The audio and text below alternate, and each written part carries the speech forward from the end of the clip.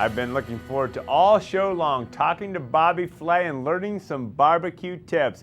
Hey, we're here with Get Connected. I'm Conn Jackson. And Bobby, what are you up to? I'm cooking. It's coming up on 4th of July weekend. Well, Bobby, I see that you're on a rooftop. Where are you joining us from? We are on West Street, which is basically the West Side Highway. We have the Hudson River behind us. This is sort of like my my travel show, my travel log in New York. I'm a native New Yorker, so I love New York. And we don't get many days like this, especially this year. It's been a tough year weather-wise, but it's a beautiful, clear day. We have New Jersey in the background, and if you keep looking down there, you can see the Statue of Liberty and Ellis Island, and I have my grill out, so I'm ready to go. Well, Bobby, I, for one, am looking forward to getting several of your great barbecuing tips. But first and foremost, how did the Food Network find you? Had the Food Network find me? I found them. It was a long time ago. It was like 18 years ago. I knocked on their doors, like, let me in, and they did. I was actually one of the original people on the Food Network. I didn't have a show like the first week, but it seemed like maybe about 2 months into the Food Network's existence, I was a guest on a couple of shows, and then my very first show was called Grillin' and Chillin', which might be the worst television in history, but it was so bad it was good. Well, Bobby, tell us about BBQ Addiction.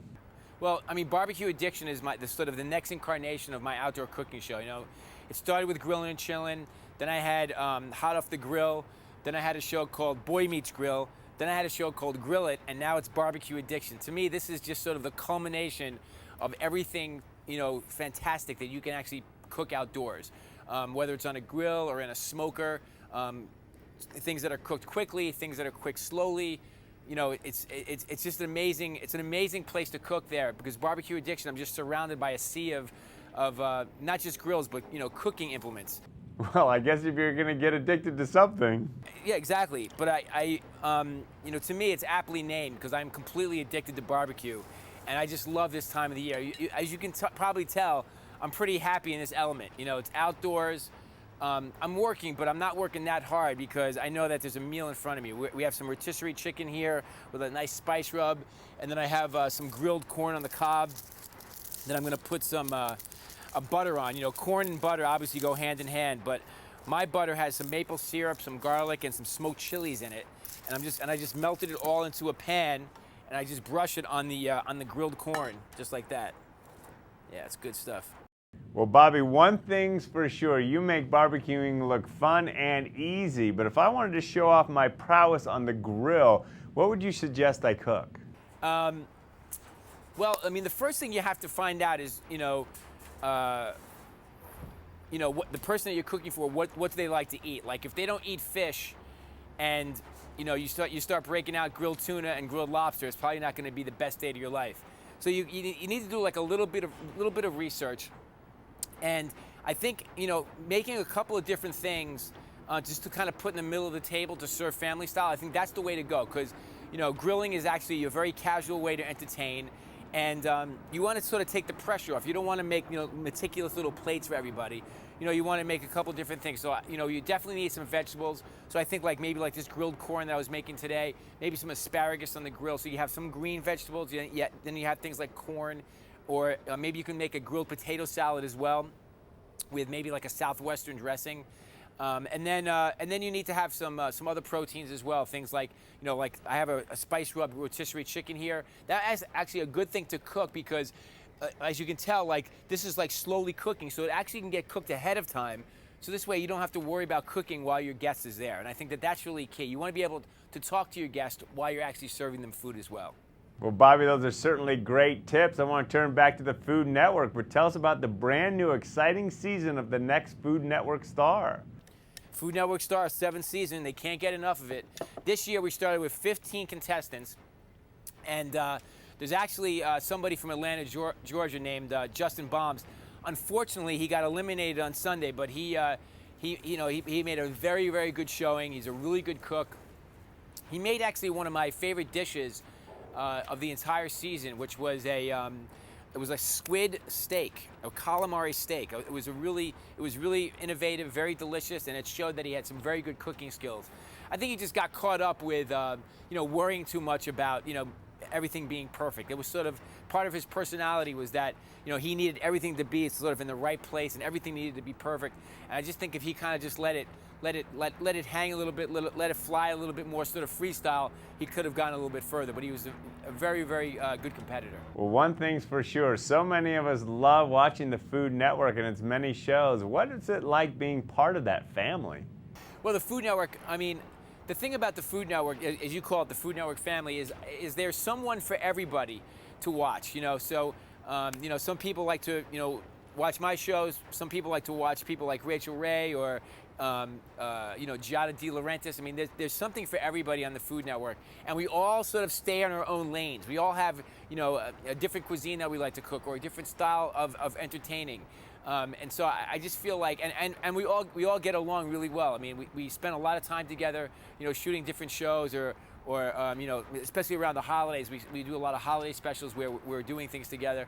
And we all have the same thing in common. We all love food. And I think that that's the common denominator for everybody. That's why I think the Food Network has become part of pop culture in such a sort of very sort of easy way, because it's something that we can all, sort of understand that it's an important thing for us. And it's fun and exciting. And also, we now understand why.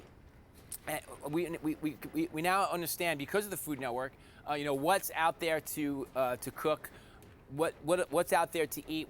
So the possibilities become endless in terms of how we nourish ourselves and how we entertain ourselves with food. Well, Bobby, one thing's for sure, we certainly can tell how much fun you have barbecuing. I'm a happy guy, and I'm a lucky guy too. I mean, I get to do the thing that I like, more than anything else, the thing that I'm passionate about, which is to cook. Whether it's in my restaurants or on TV on the Food Network, food is my common denominator, and it's really nice when you're able to actually make a living doing the thing that you love to do every day. So it doesn't really feel like work. I mean, I'm working right now, but does it feel that way? Well, there's no doubt about it, Bobby. You look like you're having a blast. Now, I'm a hamburger, hot dog, steak man, but what would you advise to some of us that want to step out of that zone to something new? Trying something new when you grill. Actually, I think, one of the things that people are intimidated by is smoking, low and slow. They don't know how to do it.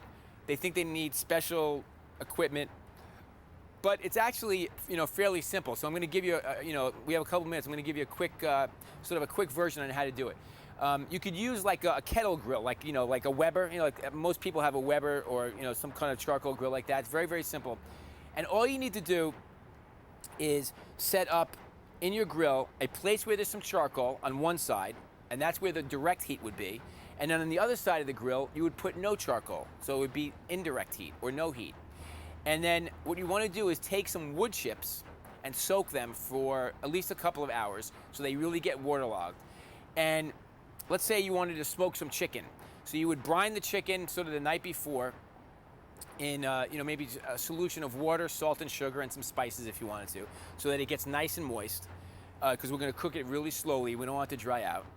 And then you take the wood chips that you've soaked and you put them on top of the hot coals so that it actually smolders and creates smoke. And then you put the chicken on the side of the grill where there's no charcoal so that it doesn't have direct heat, so it cooks slowly by the heat just sort of surrounding it. You cover the grill and then you let it smoke away, and in a few hours you'll have a beautiful smoked chicken. And it's very simple. It's as simple as what I just said, but a lot of people are intimidated by it, so maybe that's something you can try at home. Well, you certainly make smoking look easy. I just hope I don't smoke out my neighborhood. But in closing, Bobby, given all your well-deserved success, what advice would you give to the rest of us living out our dreams? Well, look, I mean, there's so many opportunities, especially in the food world these days, and a lot of people are really getting involved in food. And what I say to them is, you don't necessarily have to go to culinary school and then just become a chef. There's so many things to do now. Food styling, you can be a consultant, you can be, all kinds of things in the food world. But, and you can try out for next Food Network star. That's what you should really do. Bobby, you have me inspired. I'm going to sign up to be on the next Food Network star. Let's see what I can do in the kitchen. At any rate, thanks for joining us and thanks for the tips. My pleasure. Well, tonight, thanks to Bobby Flay, I'm going to try smoked chicken while I watch the Food Network. At any rate, we'll be right back here on Get Connected.